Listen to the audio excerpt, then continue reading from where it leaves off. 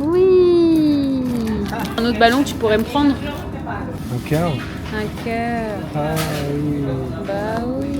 Allez, on prend. Tu veux pas un Un dinosaure? dinosaure? Bon. Est-ce qu'il y a autre chose de mieux? Ah, un ours. Un ours.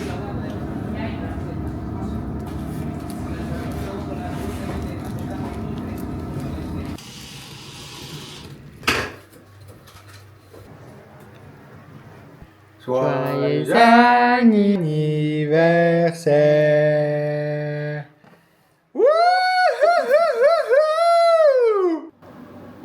Hello tout le monde, bon il est 7h30, je suis réveillée depuis 1 heure, je ne sais pas pourquoi, mais c'est trop bien parce que la lumière est magnifique et là il fait frais. Chaque fois je me réveille tôt, je fais tellement de choses avant midi, je me trouve tellement plus productive et je me dis mais voilà je dois garder ça. J'ai jamais réussi mais c'est vraiment mon goal depuis toujours de me lever à 6h du matin, d'avoir fait mon sport, ma routine, mon petit déjeuner, d'avoir bossé. À chaque fois que j'ai fait ça, à 13h j'avais fini tout ce que je devais faire dans mes tâches de la journée. Mais bon ça veut aussi dire qu'il faut se coucher plus tôt, donc il faut avoir son temps perso l'après-midi. Moi mon temps perso c'est mon temps pour faire de l'influence justement. En général mon travail c'est tout ce qui est lié à la photo, à la vidéo et l'influence pour l'instant n'est pas assez rémunérateur. Je le considère totalement comme du travail, mais disons que c'est quand j'ai le temps que je fais du contenu pour mon compte Instagram, etc. Si j'ai des collaborations rémunérées, évidemment, je le compte dans du travail, mais tout ce qui est faire de l'autoportrait, préparer des reels, des recettes, toutes les vidéos que je poste pratiquement qui ne sont pas des collaborations, je le fais quand je n'ai rien à faire, quoi. Je vous montre quand même la vue qui est quand même très sympathique. En ce moment, dans mon matcha, je mets de l'eau de coco. Apparemment, pour la digestion, c'est hyper bon. Ça tapisse le ventre. Pour la rétention d'eau, pareil, parce que c'est hyper hydratant. Là, en ce moment, je me force vraiment à boire 2 litres d'eau par jour. Et j'essaye de me drainer les jambes parce que vraiment, je me rends compte que ça va pas niveau circulation. Vraiment, je mets des chaussettes, mais 2 secondes et j'ai les marques directes. Puis je me sens tout le temps enflée au niveau des jambes. C'est archi douloureux quand j'appuie et tout. Donc, je pense qu'il y a quelque chose à faire. Je suis en train de me renseigner. Vous savez, il y a les plaques vibrantes là sur lesquelles on se met et ça fait zzzz comme ça. Et apparemment ça relance toute la circulation, donc je vais essayer de m'en trouver une bien et je vous partagerai ça si jamais ça vous intéresse. Mais bon, on n'est pas du tout là pour parler de ça. Aujourd'hui cette vidéo c'est pour faire le bilan parce que c'est vrai que 30 ans c'est un âge qu'on attend depuis longtemps. En tout cas moi c'est un âge sur lequel j'avais mis beaucoup d'attentes, d'objectifs, de vie, de carrière et je suis hyper heureuse d'avoir 30 ans. La plupart des gens me demandent ce que ça fait, si je le vis bien, parce que c'est vrai que c'est l'âge où on passe à l'âge vraiment adulte.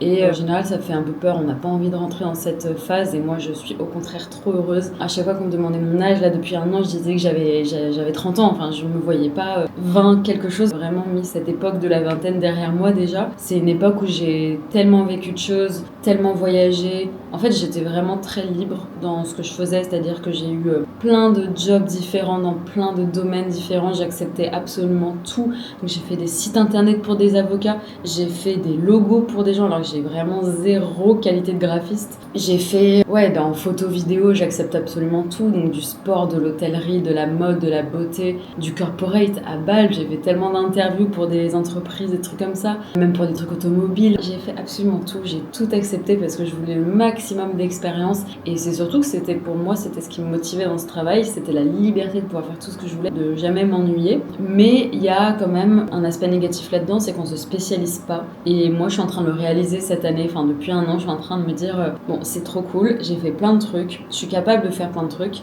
mais du coup j'excelle pas dans un domaine. Alors que si je me spécialisais, je pourrais exceller et peut-être aussi chiffrer. Parce que évidemment quand on est multicasquette, on est un peu forte dans tout, on n'excelle pas, et ben en fait nos clients nous appellent et moi j'ai vraiment des clients réguliers qui m'appellent dès qu'ils ont besoin d'une photographe vidéaste parce qu'ils savent que je vais pouvoir tout leur faire quoi. Une photo, vidéo, trouver les modèles, organiser le shoot, faire le stylisme, enfin voilà. Mais du coup ça je le chiffre pas en fait. Moi je suis vraiment mais à la cool, un peu trop. Et c'est vrai que tout ça, ça a un prix, sauf que t'as pas envie de forcément de payer quelqu'un qui sait faire un peu de ça, un peu de ça. Quitte à payer quelqu'un, t'as envie de payer quelqu'un dont c'est le métier. Et en fait, c'est ça le problème, c'est que vouloir être trop multicasquette, c'est hyper bien au début. Mais si tu veux évoluer, il faut vraiment te spécialiser, pas forcément dans un domaine, mais allez, 2, 3, mais vraiment ceux qui t'intéressent le plus. Moi, personnellement, je pense qu'on l'a vu, c'est la photo.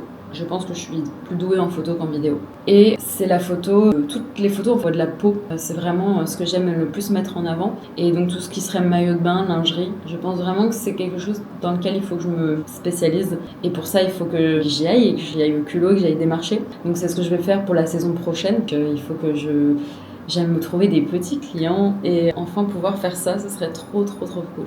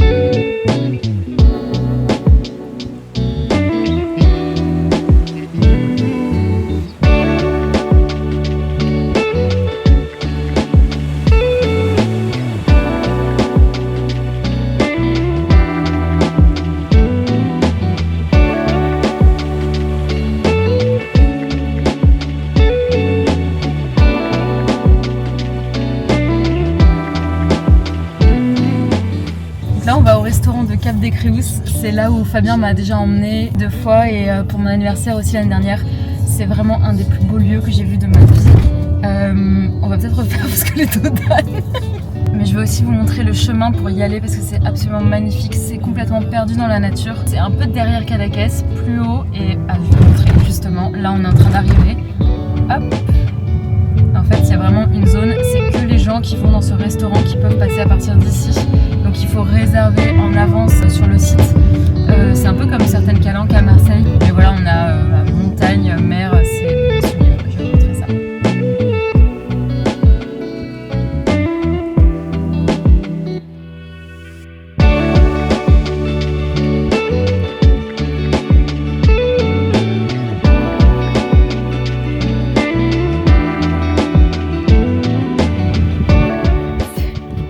C'est complètement dingue. En fait, je peux même complètement sortir.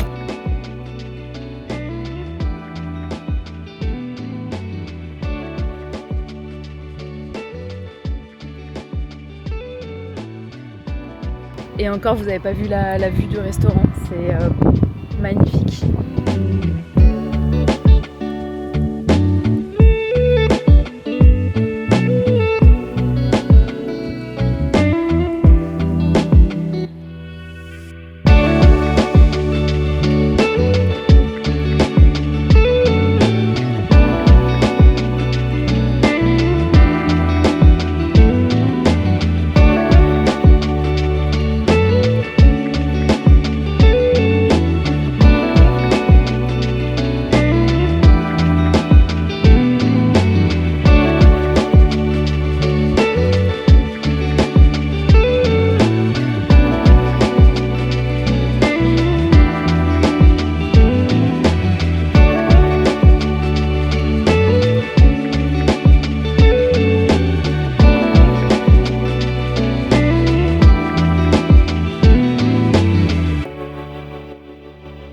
Deuxième point sur lequel j'ai vécu pleinement plein de trucs, c'est au niveau des relations amoureuses. Pendant ma vingtaine, je me suis pas mis de limite dans le sens où c'est pas que j'ai côtoyé beaucoup de personnes, c'est que j'étais en relation moi tout le temps, plus ou moins de couple. J'ai vu ça vraiment comme un apprentissage de l'humain. Je trouvais que c'était la meilleure façon pour moi et je vous dis ça vraiment sérieusement, c'est que pour moi j'apprenais tellement de l'humain en ayant des relations amoureuses, c'est tellement de concessions pour que ça marche. Et puis c'est un âge, la vingtaine, où t'as encore beaucoup de chemin à faire, donc tu vois des gens qui sont en pleine construction et toi-même t'es en pleine construction et je trouve que c'est trop intéressant en fait, moi j'aime trop. Et là donc 30 ans depuis 4 jours, ça fait 4 ans que je suis avec mon copain et j'ai appris tellement de choses sur les relations amoureuses avec lui. On est passé par tellement d'étapes. En fait on a eu vraiment 2 premières années bourbier, genre on a tout vécu en fait en 2 ans et demi et c'est difficile parce que c'est les premières années, donc t'as envie d'abandonner parce que tu dis ouais mais c'est trop dur, j'ai pas l'énergie pour. Je devais déménager à Bali,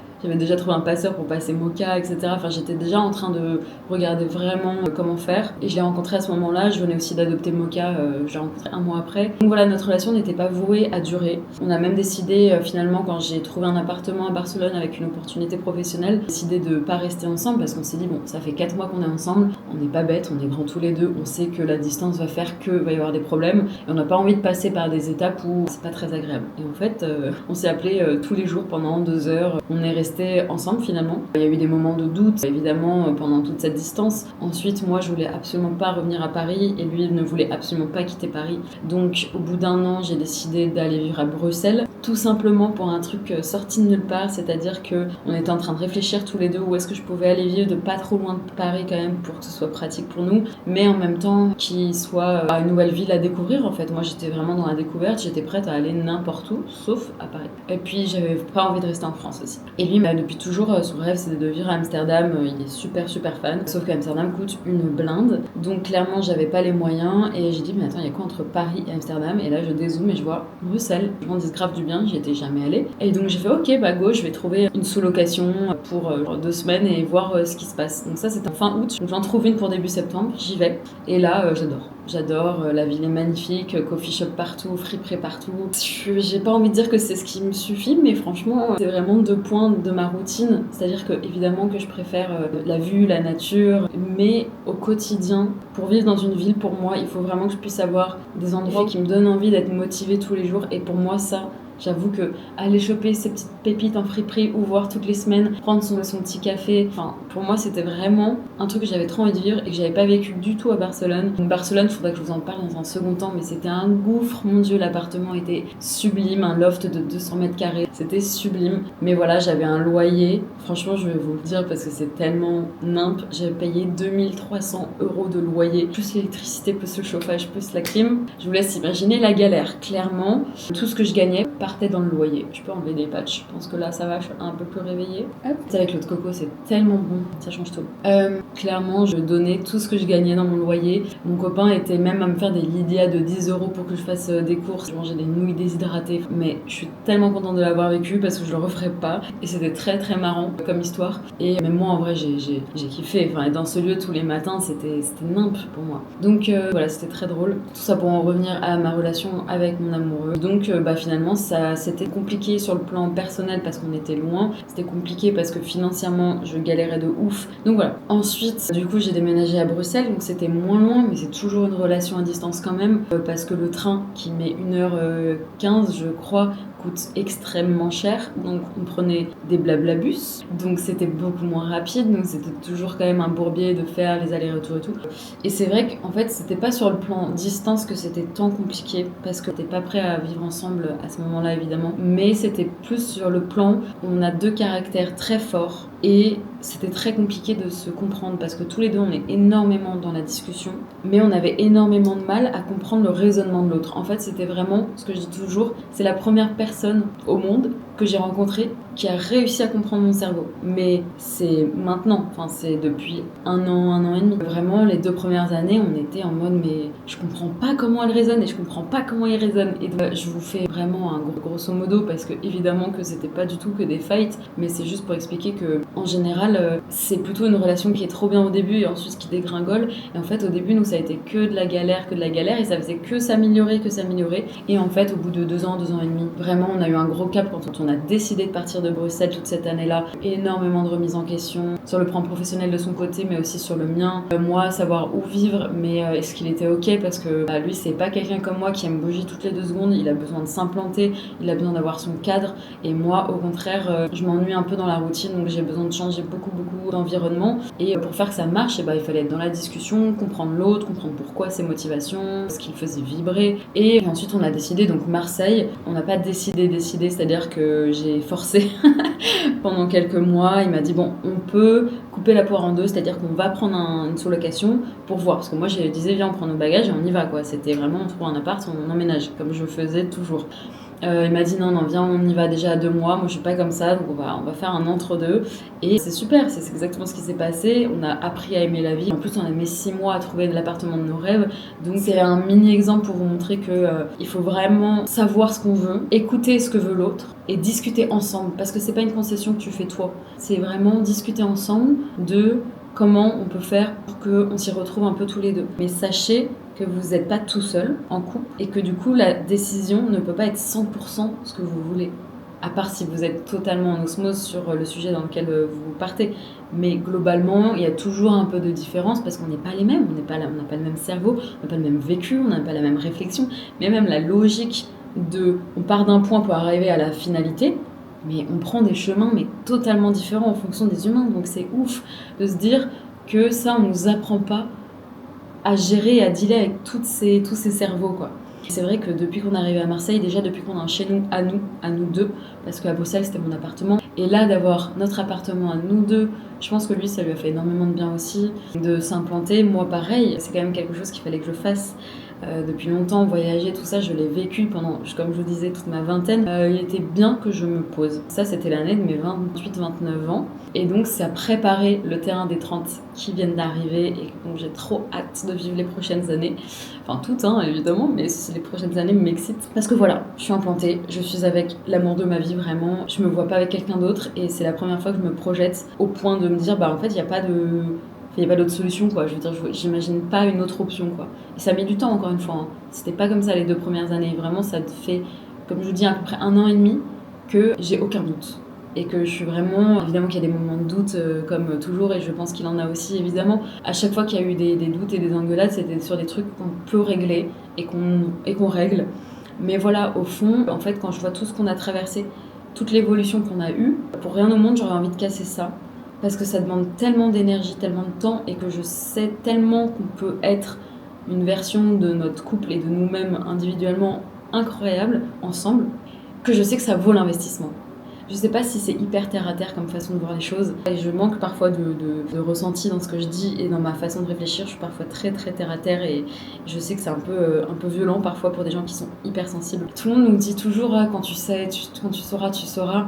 Mais c'est pas aussi simple dans le sens où ça arrive pas forcément direct. Aimer quelqu'un et vraiment te dire je vais envie de partager ma vie avec, toute ma vie, et ça j'avoue que quand tu le sais, mais c'est pas forcément immédiat et ça peut prendre du temps, beaucoup d'énergie, beaucoup de discussions, beaucoup de remises en question. On a évolué énormément avec mon copain sur tous nos défauts, on se le dit mutuellement, il a vu en moi des choses à régler que j'arrivais pas à voir, dans lequel j'étais dans le déni parce que c'est des trucs qui me demandaient trop d'énergie à changer.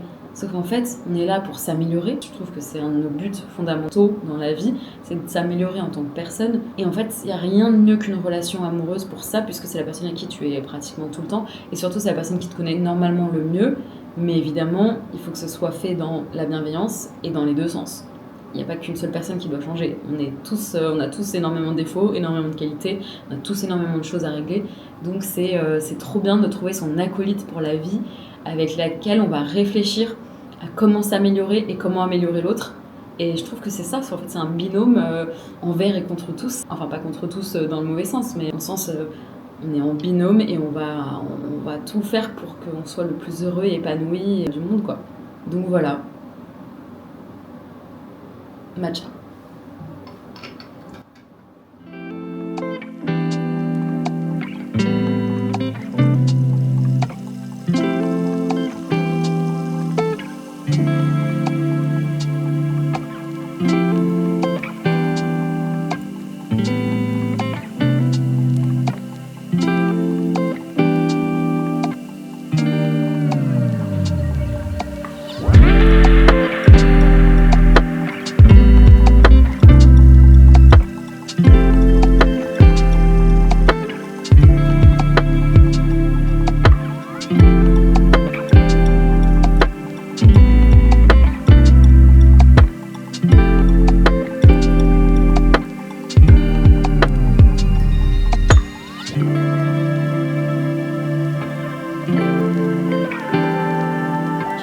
Miroir de mes ancêtres. Voilà, parce que c'est de vivre avec lui au quotidien. Je réfléchis dans la pénombre, mais je mange du chirachi à la lumière.